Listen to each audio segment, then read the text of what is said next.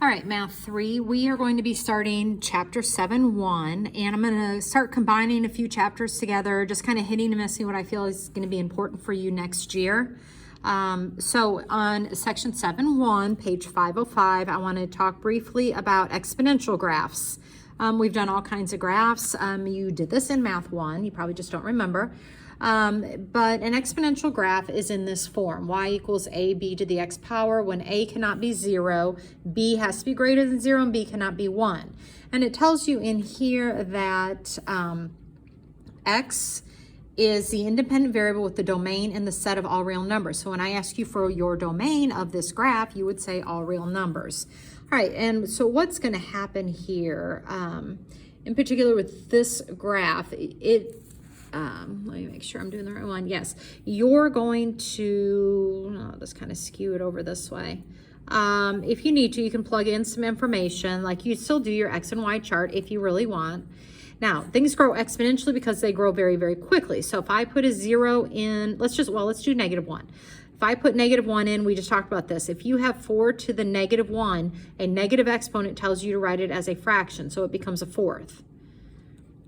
Okay, if I put a 0 in, well, anything to the 0 power is 1. If I put a 1 in, 4 to the first power is 4. If I put a 2 in there, 4 squared is 16. If I put a 3 in there, you're going to be all the way up to 64. Do you see how quickly the y went? Now, here's the funny part. I can put any number in the world in for x. It does not matter. But what do you notice about my y's? All right, what you should have said is that they all came out to be positives. Now, the reason being is even by putting a negative in as the exponent, all it did was make this become a fraction. So if I put in, let's say, 4 to the -2, that's going to become 1 over 4 squared, which is 1/16. So it just keeps getting smaller and smaller the more negative I put in. So as I go down to this negatives and my x's, all I do is approach this x-axis more and more. All right, so I'm going to cross here. 1, 4 will be up here. 2, 16 is already way up there. So what I'm going to do is I'm going to skim along here, and it turns and it shoots up really quick. All right, that's exponential. Linear, of course, is your straight line. Everything is consistent. This is even sharper than a parabola. You don't have the upswing over here, so it goes real flat and then it crosses. And it will never, ever, ever cross this x-axis here. So your range is going to be all the y's greater than 0, not even equal to 0, greater than 0.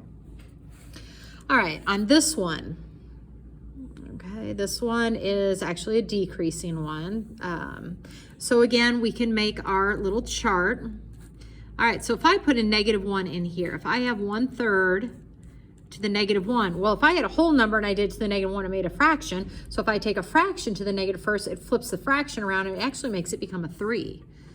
Okay, so a -2, it will make it come a 9. All right, so 0 in here, again, anything to the 0 power is going to be 1. If I put a 1 in there, I get 1/3. So the higher I go on my x's, the smaller and smaller it's going to get. And the more negative my x is, the larger and larger it's going to get. So at -1, we were at 3. At -2, we would have been up here at 9 somewhere. We're crossing here, and then it's going to get smaller. So this is what we call a decreasing function. Whoops, I missed my dot. Decreasing function, and it's going to, again, skim right along this x-axis. It will never cross the x-axis. All right. This one, the 2 just makes it, it depends where you're going to be hitting. Again, if you do your chart on this one, you are going to do your exponent first, then multiply it by 2. All right, so let's talk a little bit about what we're going to be doing here is we are going to be doing word problems where we have exponential growth or decay. If it's decaying, it's coming down like the red one. If it's a growth, it'll be shooting up from left to right like the blue one. So this one's a decay problem. There's your growth problem. It is telling you your x-axis is your asymptote. Remember, an asymptote is something it approaches but will never cross it. Okay, and they tell you down here too. So an asymptote is a line that the graph approaches, and it's basically at the absolute value. So anyway, what we're going to be doing is finding our A, B, and our things here, and we are going to try to decide if it's a growth or a decay, okay? And it tells you right here in the thing, both of these have A is greater than 1. If your B is greater than 1, it represents a growth. If your B is in between 0 and 1, it's going to be a decay. So that is all it is really asking us. So I take a look here. My B is 4. I'm at the top of page 507. My B is 4, so it's a growth. Here, my B is 0.75. It's in between 0 and 1. That is a decay. What do we want to do here? You put this much into a college saving account for 4 years. The account pays this much interest. All right, so this is going to be a growth because you're putting into a savings account. Oh, I guess it wanted to know too, what is our y-intercept? Where does it cross the y-axis? This one's gonna cross the y-axis at 3. This one's gonna cross the y-axis at 11, because again, it crosses the y-axis when your x is 0. So if x is 0, 4 to the 0 power is 1. 1 times 3 is 3. So your y-intercept is 3. Same thing here. If I put a 0, I get 1. 1 times 11 is 11. So my y-intercept is 11. This one right here, the equation would be 2,000. And then I am investing that much, so it'll be 1.06 to the 4th power. This is making it grow. This is my y-intercept. Y-intercept, growth. This is greater than 1. It is a growth. There's my y-intercept. Okay, come over here. My y-intercept is 4. This is less than 1. It's in between 0 and 1. It is a decay. All right, so I'm on page 508, and this is your growth and exponential decay equation. A is your initial amount. It's how much you're investing, how much you have to start with. R is your rate of growth or decay. And T stands for the number of times you're doing it, how many years, how many months, how many whatever you are doing. All right, so suppose you're investing $5,000 in college savings that pays this much annual interest. How much will there be in the account after 5 years? So using the formula, how much is your initial amount? Well, that's 500. 1 plus your rate of interest is right here. So I'm going to convert that into a decimal. And I want it for 5 years. And you will go straight to your calculator and you will type that in. And let me get the page turned here. So, okay. So if you are investing that, put it in your calculator. At the end of 5 years, you should have $593.84. So plug it in, make it work. All right, top of page 509 says, suppose you're depositing $2,000 into your savings account at an annual interest rate of 4%. Answer the following question, supposing that you do not add or withdraw from the account. How much will there be in 3 years? So you'll put 3 as your T, and the answer to that problem should be $2,249.73. Here they want to know how much will be in there after 18 years. So all you do is change your exponent up here to 18, and you'll have $4,051.63. All right. All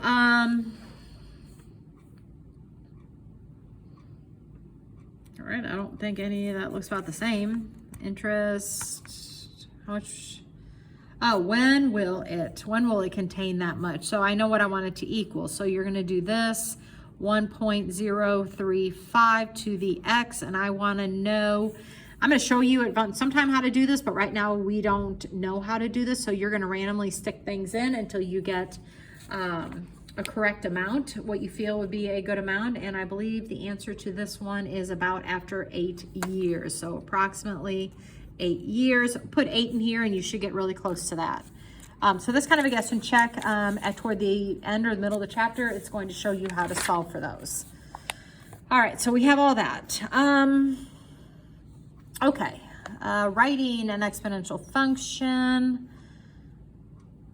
after a specific, I feel like we just did all this again. So you are growing, you're going to put this 1 plus 0.012, and you'll put 15 here. I'm not sure why we keep feeling like we're doing exactly the same stuff over and over again. Okay. I will put your homework on Google Classroom for that part of it. Okay, I do want to cover, part of your homework is going to be on 514, so let me cover a little bit of that while I have you here.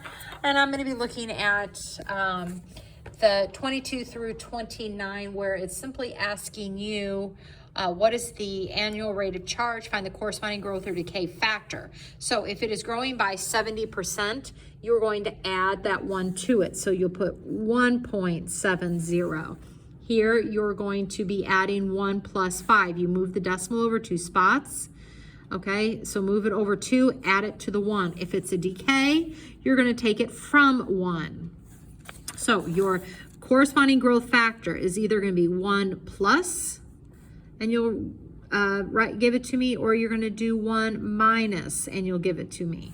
All right, so let me do one of the minus ones. Here, you're going to move the decimal over twice. So you're going to take 1 minus 0.75. Well, if I take 1 minus 0.75, then the answer to 24 is 0.25. That's your finished answer. Your finished answer on this one was that because you took 1 plus 0.70. You move the decimal over twice, and I'm adding, so move the decimal twice. Move this decimal twice, 0.01, like that, and you'll either add to it. Okay, if you look on page 515, they give you these exponential graphs again, and they're just showing you what it looks like. So the red one right here is going to be this one right here. And what happens when you put a 3 in front of it? You just take that graph and you're going to multiply everything by just the y's. You multiply the y by a 3, just like we've done in the radical one we did for your last test. And it's going to look like that. So it looks like we were crossing at 0, 1. We're now crossing at 0, 3. Remember, this is your y-intercept. So the change is still the same. I went over 1 up 2. I'm still going over 1 up 2. Things like that. It's just shifting up or making it a little more steeper, I guess. So I'm going to talk to them about that a little bit. We're going to talk about our shifts. Remember, if it's associated with the X, that's your left and right movement. It's opposite of what we see. And if it's on the outside of it, that's your shift up and down. That is your horizontal shift up and down. So like for an example, this one would be the same as this graph right here, except for it's going to be shifted left 2 spaces. This one right here, you're going to be shifting it up 5 spaces. So what you'll do is multiply all your y's by 5, then add 5 to it and shift it up. Okay, so it walks you through all these charts, does all of that. I'm not really concerned. I'm not going to do a whole lot of the graphing because I feel like we're beating a dead horse with that. But I will do a little bit of that. Okay. Okay, here's really what I want to get into on page 520. This is something that is continuously compounded on interest. If you put it into the bank, generally they do it like they compound monthly or yearly or quarterly, semi-annually, things like that. If they are compounded continuous, that means for every second of every day of every minute second, okay, you're compounding interest. So this letter E right here is in your calculator. All right, it is right here above the natural log button. Do you see the E to the exponent? That is your E and is what you will use for compounding interest continuously. All right, so I am on the top of page 521, and it says the amount in continuous thing. So your principal is 2,000, and then you will take E. Your annual interest rate goes up here. Again, change it to that decimal. Change your percent to a decimal to over 2 places. And times 3. All right, so go ahead and get your calculator out and ready, and I will go through this problem with you. Let me get my actual book turned here so I can make sure I'm giving you the correct answers. All right. So let's go through and plug this in. All right. So take, what I would probably do, I guess, hit turn it on. Hit second with your E like that, and you notice I put a parenthesis in there. So hit 0.051 times 3, then end your parenthesis. All right, then you're going to take that times the 2,000 that we are initially investing. So the answer should be 2,330 and 65 cents is what we are going to write as an answer for that. All right, so 2330.65. All right, once you go ahead and you try number 11 on your own, just pause the video, try it. All right, check your answer now. Did you get what the book has? Okay, that's what I need to know. All right, okay, we should be fine. I want you to flip over to page 523. They have not done a very good job about doing any decay. We did a lot of growth functions, but we did not do a lot of decay functions. All right, so I want you to look at number 23 on page 523. It says the half-life of a radioactive substance is the time it takes for half of the material to decay. So phosphorus 32 is used to study plants, a plant's use of fertilizer. So what's happening is, like, you put so much fertilizer in there and then the plant uses the fertilizer. So the half-life of the fertilizer is 14.3 days. So however much they put in, half of it will be left after 14.3 days, and then half of it will be left in another 14.3, etc. So write the exponential decay function of a 50 milligram sample and find the amount of phosphorus 32 remaining after 84 days. All right, so we are using the same formula. So we are starting with 50 milligrams. Now, inside, we normally put 1 plus for the growth. Since it's decay, we're going to put 1 minus. Okay, well, I guess you're not even doing that on this one. We would if it was decaying, but okay, it is decaying, but it tells us half-life. So you're going to put a 1/2 in place of the B, and then you know that it has a half-life of 14.3 days, so you'll put 14.3 T up here, T being after how many days. All right, so you'll just go and you'll take that 8. This is the equation. Then the second part of it, so it says write the exponential equation, so you've done that. Now what they want you to do is find the amount of phosphorus 32 remaining after 84 days. So you're going to go and you're going to put 84 in place of the T.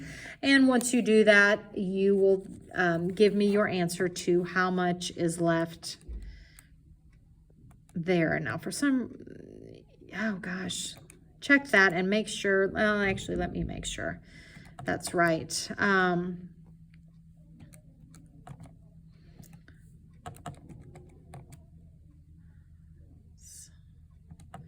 All right, I'm just poking in my calculator here.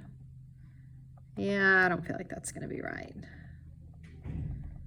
All right, how many 14.3 is divided by 14.3? I think we want to divide that in. Don't multiply that and divide that in. So do the number of days divided by how many? So do 84 divided by the 14.3. Sorry. 14.3. Do 85 divided by 14.3 and then do your half-life. So take 1/2 to the, and then use your parenthesis button. Okay, and your parenthesis, and then you will multiply it times the 50, and you will see you have a very, very small amount of the phosphorus left in the plant afterward. All right, let me know if you have any questions. Like, I'm having you do number 28, but they give you the formula. All you're doing is going to be using the formula they give you to answer the question. All right, and I will put all the homework on Google Classroom.